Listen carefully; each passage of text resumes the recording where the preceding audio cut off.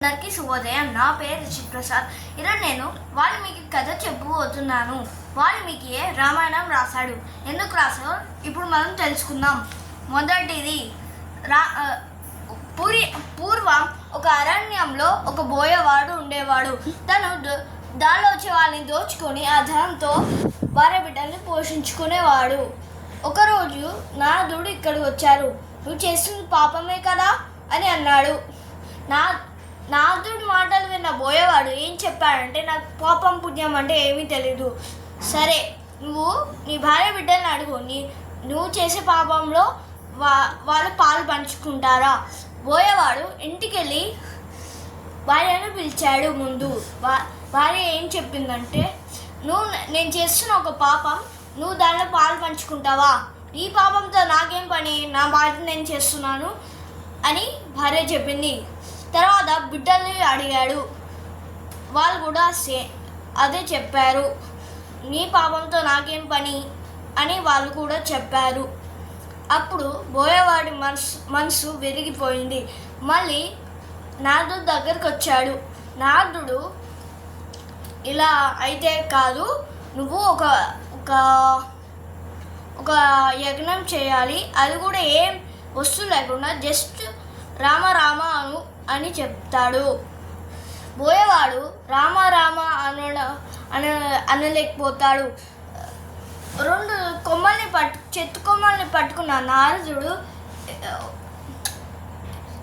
ఆవిడ్ని కుదిపాడు, కదిలిచ్చాడు, రెండింటిని గీకాడు. అప్పుడు ఏ శబ్దం వస్తుందని అడిగితే మరా మరా అని వస్తుందను. అదే అని నారదుడు చెప్పారు. బోయేవాడు మరా మరా మరా అంటూనే వచ్చే చాలా సంవత్సరాలు కలిసిపోయాయి.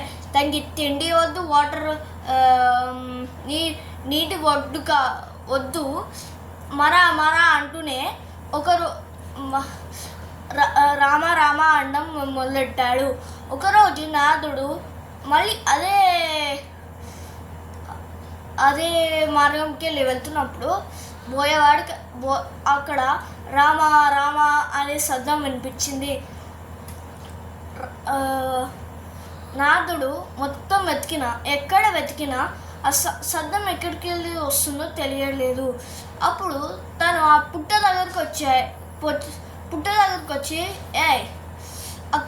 ఆ పుట్టను మొత్తం బయటికి తీస్తే బోయేవాడు అక్కడ ఉన్నాడు. నారదుడు అతనిని ఆ పుట్ట వల్లనే ఆ బోయేవాడికి జ్ఞానోదయం అయింది. అప్పుడు నారదుడు అతనికి వాల్మీకి మహర్షి, వాల్మీకి అని పేరు పెట్టారు. వాల్మకం అంటే పుట్ట, అందుకే అతనికి ఆ పేరు వచ్చింది. అతను చేసిన పాపాన్ని తొలగించుకోవడానికే అతను రామాయణాన్ని రాశాడు.